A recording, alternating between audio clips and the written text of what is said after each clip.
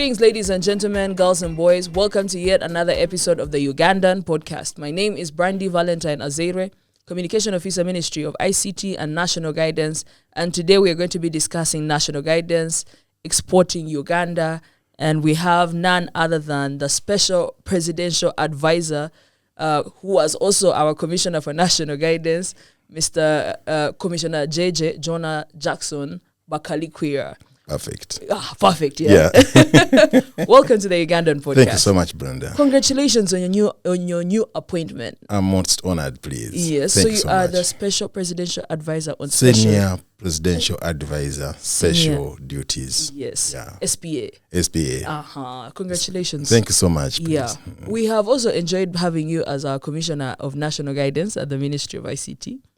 I've enjoyed most. Yes. Especially engaging with you. It has been quite a very good experience. You are a great comrade. Thank you. What role does national guidance play in the campus of the nation? Let me first congratulate you. Yeah. I'm seeing you donned in a medal. Oh, yes. What is that about? Straight from His Excellency. From His Excellency. Yoweri Kaguta Museveni. Yeah. It was in honor of organizing the NAM and G77 summits. Very good. Yeah. So that one gives me the point of departure. Yeah. Straight away from His Excellency Yoweri Kaguta Museveni. Yes. So I can say national guidance is a product of the vision of His Excellency Yoweri Kaguta Museveni. Yes, please. Where I feel that now a country cannot move forward without having a locus. Yeah. They must have a general locus where everybody, regardless of the diversities, the various class relations, where everybody focuses and invests time and the energy and intellectual power to drive that country towards that desirable destination. Yes. So that's what national guidance is all about. Yes. And to put it now, in a nutshell, I created the Department of National Guidance to be in charge of the ideological element of mass mobilization. People are gathered together along a given ideology, so that now you mobilize them, and then they can be able to appreciate and be able to use all that energy to work together to achieve the desirable. So basically, it's ideology and the mindset of the general public of the people. The masses. Yes. Yeah, and what composes ideology? And when we talk about ideology, it's ideas. Yeah, the idea. Yeah. It's a set of ideas. But we should appreciate that ideas are diverse. So every society has got an idea that it attests to. So as a country, Uganda, what's that critical idea that we must all attest to? And to cut the whole story short, as guided by His Excellency, the President, he says that all Ugandans, we must be able to work towards transforming our people. Our people should move away from the area of backwardness, poverty, suffering from those vagaries which are not really necessary and which had been bestowed on us by other forces, and work together to achieve the desirable life, so that every Ugandan can enjoy the gross domestic happiness. Yes, yeah. I agree. Yeah. And also, I think that plugs into the Parish Development Model, where exactly the President is advocating for people to get out of the subsistence economy and be able to get into the money economy. Exactly. Yeah, so that's an idea. Yeah? That's the idea. That's ideology. Okay, that's all ideology. Yes. Ideology is a word, but the simple is the idea that can change the lives of Ugandans. Everybody to put money in his or her pocket. Yes. Every household to be able to enjoy the minimum level of life where they can achieve and access the basic necessities of life and even advance better. Yeah. So how is national guidance executed in between schools, the young population, the middle population, and the old population? Let's start with the young population. Okay.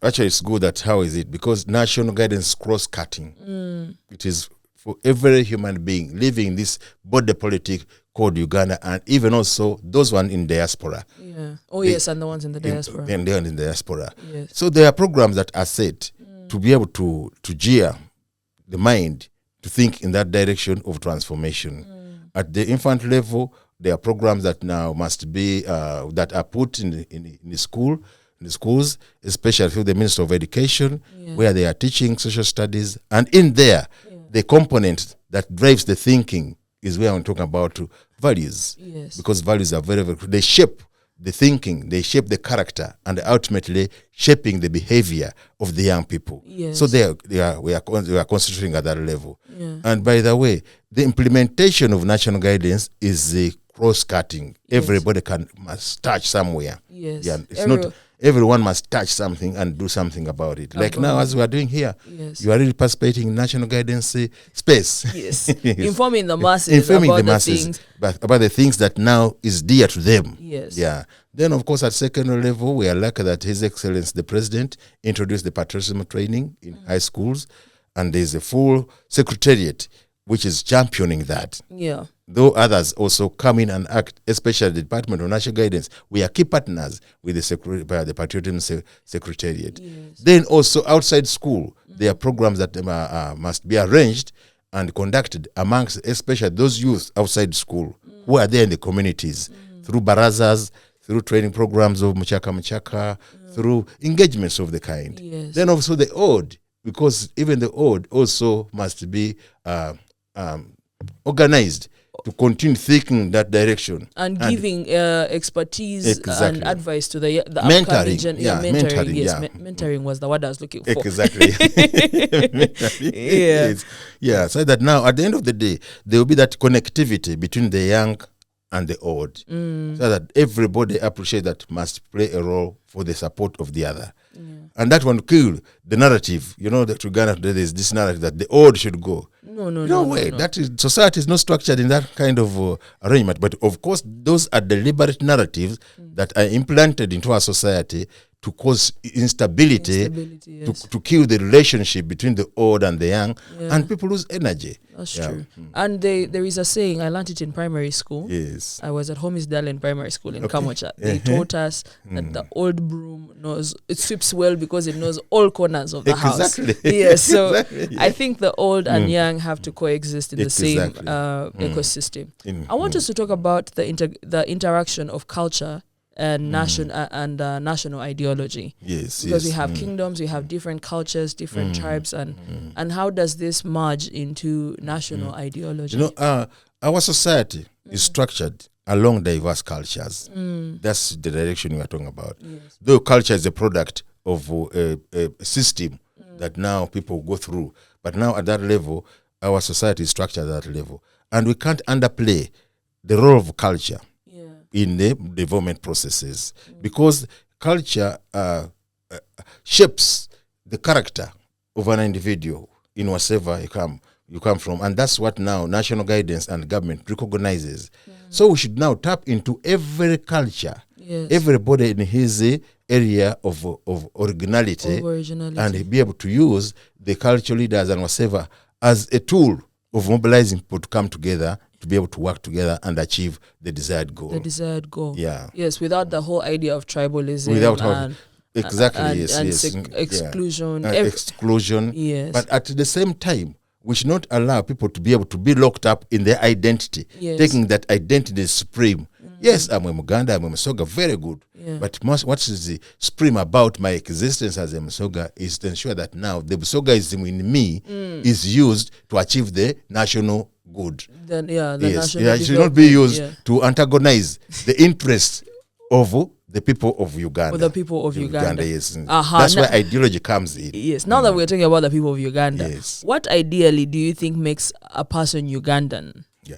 What makes a person Ugandan? First of all, by birth they are Ugandan. By birth. Yeah, everybody. Yes. But then by organization, are they behaving in what Uganda deserves to have? That's why now we are lucky that now His Excellency defined of the Uganda we want. Yes, the Uganda we want. Through his guidance, they did all the research and said Uganda must have a vision. Yes. The vision, the national vision, defines the Uganda we want. Yes. That's now we need a transformed Uganda society from a peasant to a modern and prosperous country. So it is prosperity that now we should be able to concentrate on, so that it gives the ultimate of what a Uganda must be. Then if we all appreciate that, then we work together at all levels to be able to achieve that. Yes. And of course, to achieve that vision, it must be hinged on a character, and the character is built on values. On values. So our concrete values define what we are and what we die for as Ugandans, and our desire to achieve the transformation that we deserve to have. Yeah, for God and our country. And for God and our country. Those are the symbols, the values. That is actually true. What challenges are we facing as a nation in terms of mindset and ideology? Oh, the challenges are quite enormous. First of all, the perception. Yes. Ugandans, when you tell them about ideology, some of them assume that word ideology is implanted by a regime. That now you are politicking. Yes. So the perception is also a big problem. And this one is cutting across the entire spectrum. So now we must work, be able to shape the perception of Ugandans that now we need a common ideology without leaving anybody behind. Or the professors in universities, or the working class, or the bureaucratic class, or the cultural class, the religious class. We must be able to talk to them and orient them in appreciating that now ideology is for the good of our country, all of us. Yes. Yeah. I agree. And also, from time to time, we have been talking about value addition for our physical exports, right? And what does this mean for the mindset we are having as a people, and how are we progressing towards understanding that value addition is better than exporting raw materials? Yeah, I've said it very well. Yeah. And in that, actually, the president has been the champion of telling me that let us not donate money to the outside people by exporting raw material. We are donating. Yeah. And he has been giving this scenario of taking raw coffee, exporting it. You export it at $1. Then somebody processes it, brings back to you, and sells it to you at $5. So you have donated money to the. You've donated a whole $4. A whole $4, yes. Yeah. to the external person. Yeah. Therefore, now it becomes very necessary that we implant the mindset of the producers in Uganda. As they produce, they be able to embrace all the windows that can cause some value addition to their products, and be able to move into that direction and be able to process and add value. And I think that one has come in line with the advocacy for investing heavily into our industries home here. Yeah. When you come up with the concepts of promoting our local industries, that is in that direction. And I think this is what we should all embrace and be able to appreciate that value addition is very, very key if we are to put the people of Uganda into the money economy. Actually, yes, I agree with you. When you spoke something about industries. Yes. How is the growth of industries actually happening? What are there? Because I know there are some in Kapeka, there are some in industrial area here in town. There is the Coca-Cola and other industries, mattresses and what in Namamve. Yes. So basically, industrialization has actually peaked. Yes. So we are doing so well. We are doing so well In the value addition. Exactly. But we can do more. We can do more. Yeah. But you have stopped at Kapeka and industry here in Namamve. Yes. You talk about Karamoja. You tell me. Yes. In Karamoja. Yes. It's very amazing. Yeah. The industrial growth in Karamoja has picked up. Okay. And now we are having, even recently, His Excellency launched the cement industry. Something which the historical distortions had put it in a very derogatory manner. They had made us believe that now nothing can happen in Karamoja. Apart from fighting for cows. Apart from fighting and then demonizing the society. Yes. At the same time, when you are now killing the impetus of people to move into production. Yeah. But the ideology, which now His Excellency prophesies, happen to take infrastructure there. You move on Tamaka Road from Kampala to Moroto, and the tarmac, and also not only that, but the electricity is there, which has now created an enabling environment for industrialization in Karamoja. So it is quite growing, and we can even there is now a university being built at the Moroto University. It is at his high stage because transformation industry cannot go independent of the knowledge base. I agree. Yeah. I come from Rwanda district, and there is some there's iron ore. Yes. And the president has been very supportive into setting up industry so that people are not exporting just raw iron ore. Yes. They are making it and making steel bars and all these things so that we add value and then send it out. There's now electricity on that road. Yes. The road has actually become better over the years. Yes. And I think this is development that happens when great minds think together in the exactly, same yes. alignment and use Exactly. taxpayers' money Exactly. responsibly. Yes, Yes. exactly. I love that you come from Rwanda. Yeah. I also am one relative of Rwanda there. Yeah. Where do you come from? Have relatives there in Rwanda. I have Yeah. my uncles and my in-laws there. Okay. Yeah. So now I want us to discuss. I want to find out, what are your top 3 places to visit in Uganda? Top 3. Yes. That's a very interesting question. Very interesting. I want to hear it. You know, with my outlook, I want to visit every part of Uganda. Okay, the top Yes. 3 you have visited. The top 3 I've visited. Yes. Of course, the one of those is where I come from. Yes. Who is that? I come from Jinja. Okay. Yeah. Yes. Oh, the Yes. source of the Nile. Yes. Yeah. And then, of course, then the center, Yes. the center where everybody goes is Central Uganda here. Yes. Yeah. So I've visited. CBD. Yes, the Central Business District. Yes. This week come for education. So I've visited this one more times than another area. Yes. Then outside that one, anyway, Yeah. the most area that I always love to go to is Kabale. Kawale. Yeah. Yeah, Kawale is beautiful. Yes, very beautiful. Yeah. And when I look at it, there's a lot of potential for socio-economic transformation there, and which, if tapped, can really do a lot Yeah. for this country. Yeah. Good, and is now already government moving in that direction, but there are yet more other minerals that can be tapped into to be able to boost the Ugandan economy. Yeah. Yeah. Okay, that's excellent. As the senior presidential advisor on special duties, Yes. what does this entail, and how are you linking up within the vision of 2040? Yes. Yes. This is a very interesting, and I thank His Excellency the President for giving me this responsibility. Yes. And when he gave me this responsibility, the best thing that I think I can do best is the ideological orientation. And I look at the masses, the popular masses, if I can add on, which you may call the people. The people. Some others call them the common people. Yes. But they are not common. Those are the masses. Yes. To see how much I can be able to continue playing a role in building their outlook into a transformatory mindset, to move away from the peasantry outlook, to start thinking about creation of wealth, Yeah. at the micro level, using their resources around them to transform themselves. Because Uganda is a very, very well-endowed country. Yeah. Wherever you are, there are resources around there. Yeah. But the problem is that now we have the way the masses identify the economic triggers around them so that they can use them and translate them into wealth. Yes. So that is where I think I'm going to concentrate my energy to help them change their mindset, to identify economic triggers, to harness them, and move into the money economy. Yeah. Yep. Okay. So I want to know, one, civic education. Yes. How have we been able to maintain civic education, and what are the changes that are being looked into in terms of rollout of civic education? Civic education is very, very critical. We'll start by defining civic education. Civic actually. education. Yes. It's just civic education in a layman's language is sharing the critical knowledge that can be able to help them Yes. translate, change their lives.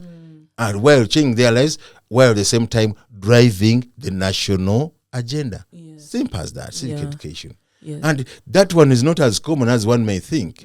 There must be deliberate effort to be able to teach people to appreciate those key elements that will make them change and moving along with the national interest. And now in our case for Uganda, His Excellency simplified it. And he said the key pillars upon which we should be able to roll our civic education are 4. 1, patriotism. Yes. Yeah, people should be trained to be patriotic. Yes. Patriotic is not by birth, it's by training and initiation. Then should also, at the same time, people should be trained to have that spirit of Pan-Africanism, where they know that now Uganda, yes, we want to grow and transform, but we can't be independent of the bigger world. Because when we produce our output, we must sell them to the bigger world. So you must have that spirit of Pan-Africanism. And also what you don't have, you bring into. Then from there you can create that solidarity. So when you have that spirit of Pan-Africanism, even conflict will be minimized. Then another pillar upon which you roll the civic education is the socio-economic transformation, everybody must love transformation. Yes. You know, there are people who live by nature, and they are in trouble. They tell you that now, are these troubles we are having yours? Yeah, you are suffering from those other pests around there, and then please, you can be able to control them. And then Humble said that, please, excuse me, these pests are not yours. Yeah. So you must now be able to change people's mindset to love transformation as a community. As a community, to love all these government programs that are there, so that they own them, and when they own them, they move into them, and up their participation. At the end of the day, there will be all they deserve. And lastly, democracy. 4 principal pillars. Yes. Yeah, the key. Like now, when those ones who believe, those who are Christians, they say the most 2 important laws. There are many laws, but the most important 2. The 2 which are very important. Yeah. Love your neighbor as you love yourself. Yes. And love your God with all your heart, with all your spirit. And it continues. So for us, ideologically, the president guided that let us all the time talk about those 4 pillars. Okay. Democracy. So that now democracy is very, very important, because for any society to grow, there must be democratic principles, which now uphold the environment upon which you implement your desirable inputs and whatever and everything in between. Yes, exactly. Yeah. So civic education is very, very critical. And everybody must be able to support civic education. You know, at times when we go into elections, we get errors of elections because people are not civically aware. Yeah. Otherwise, if people are civically aware, they know that elections is a vehicle of achieving a bigger good. Yes. So we need each other. We should not hurt each other. Yeah. Speaking of elections, this year, 2026, yes, please, we had the general elections, and His Excellency Yoweri Kaguta Museveni was the winner. Yes. And in this new term, he's saying we're taking a qualitative leap towards moving to the middle income status. Basically, we are protecting our gains. Yes. So I want you to tell me, are there things that citizens should be doing that have probably been ignoring to do because probably they don't know that it's their responsibility, or they have not found reason to? But what's the role of a citizen in helping the nation and contributing to our movement towards a qualitative middle income status? I love the word you said, protecting the gains. Yeah, we are protecting the gains. Yes, we need to appreciate that now Uganda has gone through a history. Yes. And our history has not been very comfortable. It has been really a very uncomfortable history. We have passed through a lot of constitutional instability historically. But that was not our creation. It is a creation of the historical distortion by the colonial establishment. Yes. And after colonial, when we went into independence, went through various leadership. Yes. But from that time to 1986, you can see that there were many changes of government. So now to create this stability, now we have stable leadership, stable governance, is a very, very important gain. Yeah. And many others, which you must be able to tell the people, especially the young people, so that they are not driven by emotions that now it is our time, we are big in number, so now for Chikwatemu. Yeah. So those are the areas that we should be able to, through civic education, tell the entire population. Then after that one, we look at the direction in which we want to go. So how do we go there? How do we get into the upper middle income society? It is a process, and that must be driven by deliberate programs that are there. So the most important thing, that the programs that are there, are they being consumed by the people of Uganda? Ownership. Ownership. If you borrow money from the program, are you paying back on time so that the next person can also be able to invest in their business? Invest in that. And His Excellency has not tired in that. Now we're having PDM, but there was the Emioga, there was the wealth creation. Wealth creation is there. There was that Bonabagagawale. Yes. There was also one with NADS where they were helping with the cow. I don't remember what was it called. Yes. I remember. We send a cow. There are many programs that have been put in Uganda. Yeah. But it has not tired. Every time we think about what other program can help the people, the masses. And now bringing the parish development model is very, very, very, very, very key. Because at least now at a parish level, we look at now the people there, we inspire them, empower them to appreciate that, first of all, they are a community. They should live in a community and live together and address their challenges together and be able to tap into the economic triggers around them together and be able to cause a leap in the socio-economic framework of their society. So that is the area that we must be looking into. Yeah. And well, now, for you people now who are going to Kamocha and the kindergarten and the others, you are now also mentored to be able to use systems like now. Of course, now today we are digital, and you can't run away from that. Yes. Yeah. But now you who is digital, are you using the digital space responsibly, or you are using it to promote anger and hate? Yeah. Are you propagating hate speeches? Yes. You are in the communication, and I love your analysis of all those other things. Yes. Thank you. So are you using that space for the productivity of Ugandans? So also at the same time now, you are around, we should also be able to have that conversation and be able to gear you into that direction so that now you can be able to inspire others to use the digital space productively. And when we do it all, then we shall be able to have the leap that we are talking about. Yes. And I think also as a citizen, I personally, so as I'm a citizen of Uganda, right? Yes. There are a few things that I believe that at the bare minimum we should all do. One, proper disposal of rubbish. Perfect. You cannot be eating biscuits in your car and you throw the polythene out the window. And then all of a sudden when there's a clogged road, you say, what? Yes, it was the rubbish you threw. Yes. I also think you should be able to express yourself in your mother tongue at the bare minimum. Yes. If it's not your mother tongue, your father tongue, I don't know, be able to speak a particular bit of language. Yes. I also think you should be able to educate yourself on how to enhance either in agriculture, tourism, or monetization of your skills based on what you have learned. And what else? I also think you should be able to care for your neighbor as you care for yourself. Yeah. And those ones are well espoused in our constitutional article, in the objective 29, duties and responsibility of a citizen. Thank you very much. They are packed very well there. Yes. But now the challenge is they are there. They are condensed. They are in the constitution and they're written in other areas. But how many of us see them, read them, understand them, and walk the talk of what they are talking about? Yeah. So that's now the power of civic education to unpack the duties of a citizen. Yeah. Because the duty of every citizen to be responsible, to contribute the well-being of the society. Yes. And what does well-being involve? What you are talking about?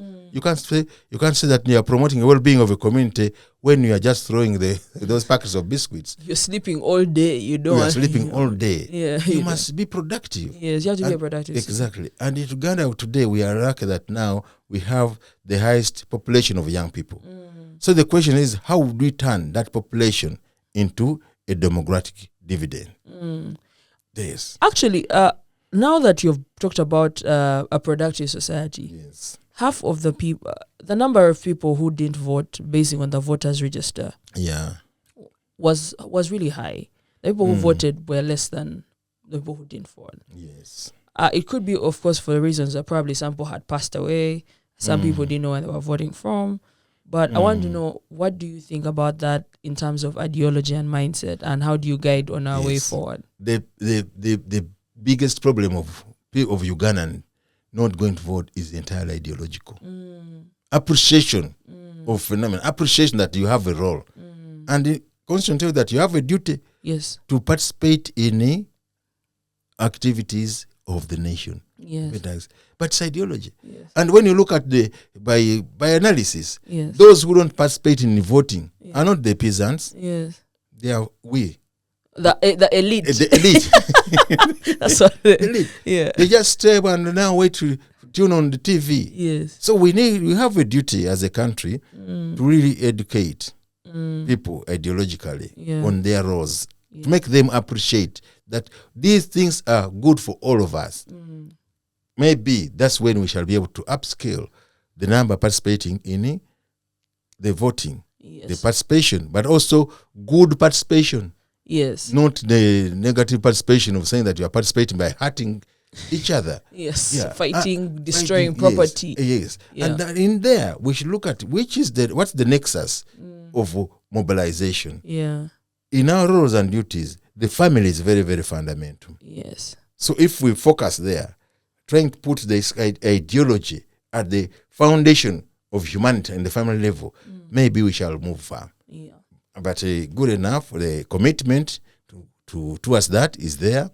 And I think in my new role as the Senior Presidential Advisor, Special Duties, I think I have to look at the avenues of how we shall be able to reach this information at the grassroots level. Yes, yeah. I agree.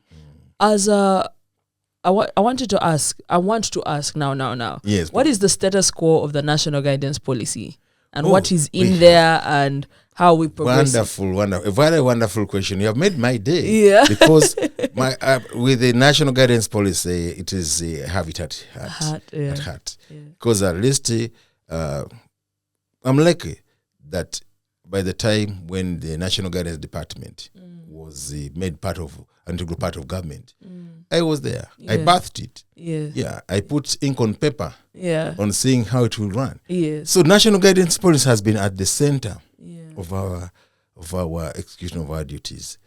But now the challenge has always been, how do we make it a policy which is ideological, apart from other policies? So it has been also a long process to convince people to do that now ideological work is this, it is guided by A, B, C, D. But I'm lucky to announce that now today we have reached at the apex of it. Yes. The draft is in place, and we are waiting to go through the processes of presenting it to the top management of the establishment, then which will of the establishment of ICT and national guidance, which is charged with this production.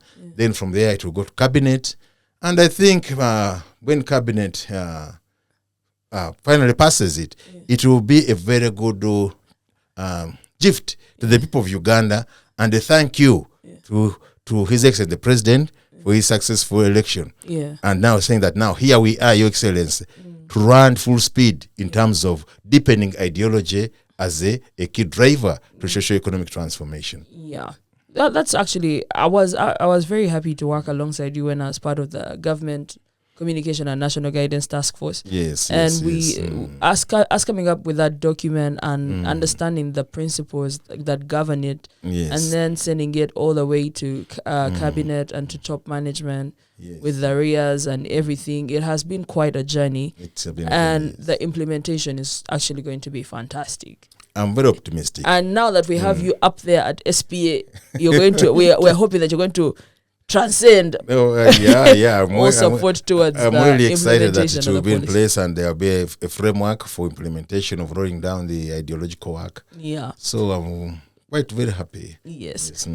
I'm very sure you are aware about the digital transformation roadmap, which is the pillars are infrastructure, ICT infrastructure development, and e-services, digital skilling, innovation and entrepreneurship, and cybersecurity and data privacy. And how do you think these things have progressed over the 3 years that it has been in place? And do you think we have made qualitative change? That's to share with. That has been also one of my exciting areas to talk about. Yeah. In my mobilization drive, wherever I go, from anywhere up country, I use that one as a tool to talk to my people that now we are here, we are trying to struggle for changing your lives. You can't do it without the digital framework. Yeah. And good enough, everybody has got at least a tool in the villages. That's true. The telephone. Yes. That's and true. I tell them that now, government was able to send money, even through the SAGE program, through the digital framework. Yes.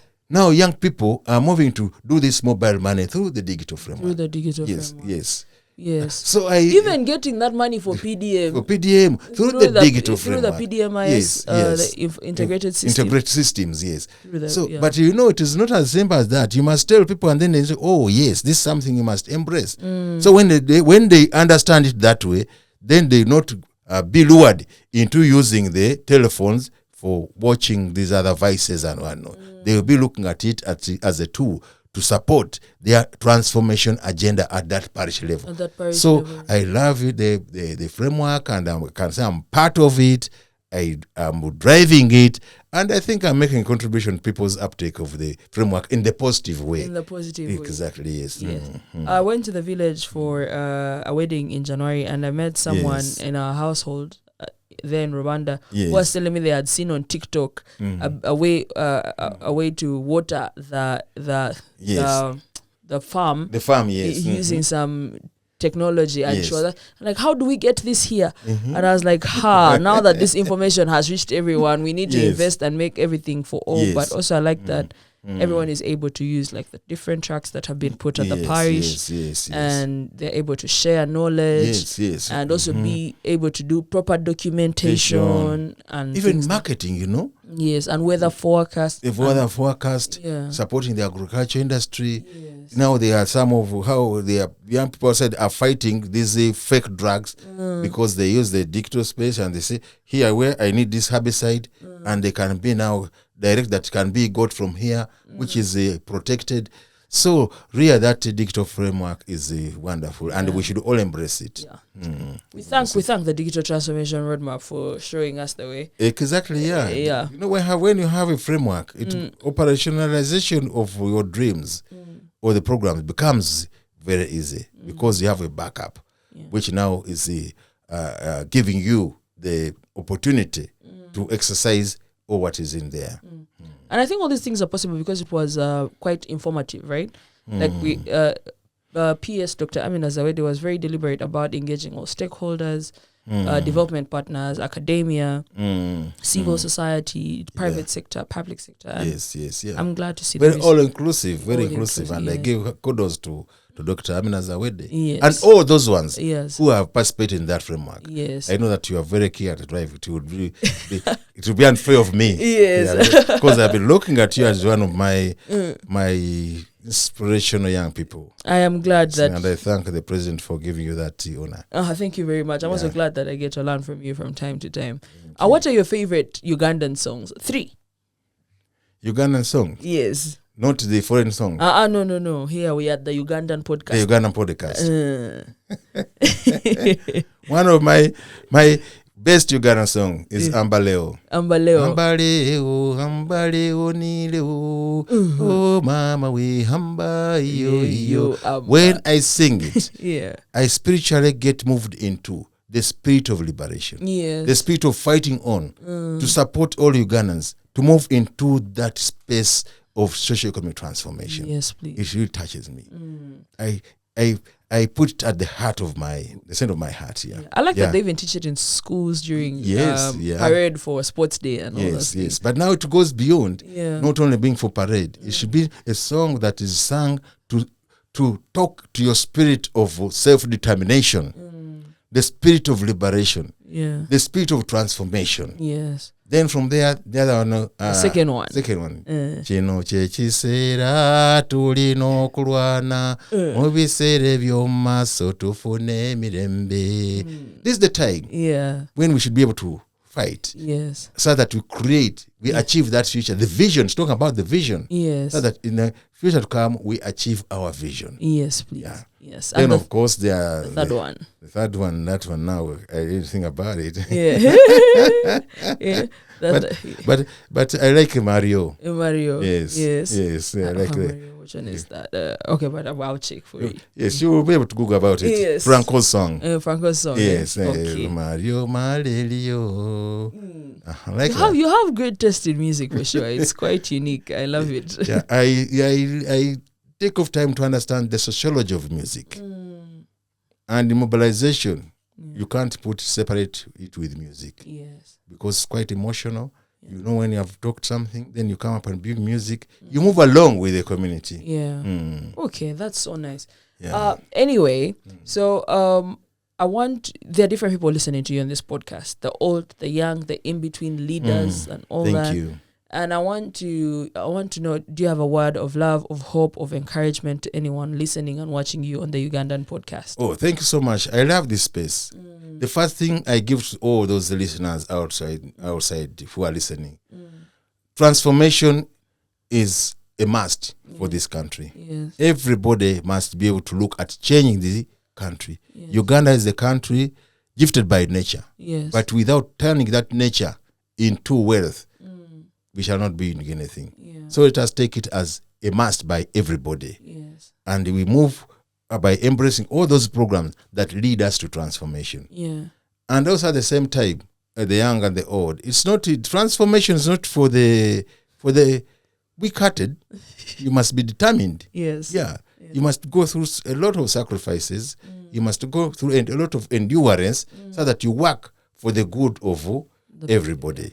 Those of us who are in this space, we should be able to move out there and work for the popular masses there. Yes. Hear them out. Hear them out. Have that feel. Yeah. Have that love. Yeah. So everybody who is there, please know that you are capable of making a positive contribution to the process of transformation. Yes. Nobody should shy away. Everybody is capable. That's awesome. Yep. So, Commissioner SPA Special Duties. Commissioner is the commissioner. Senior Presidential Advisor Special Duties. Yeah. JJ Bakalikwira. I hate to be the bearer of bad news, but we have come to the end of this podcast. Thank you so much for coming. Thank you. If someone wants to reach out to you, where can they find you? On also, are you all available on all social media platforms? Yeah, well, the social media platform that I don't participate, but I go there is TikTok. Yes. You are yet to train me to go and do that one. I am here. I'm here to help you for sure. Yes. But the rest of the social media, I go in there. Yes. Yes. Okay. On the WhatsApp. Yeah.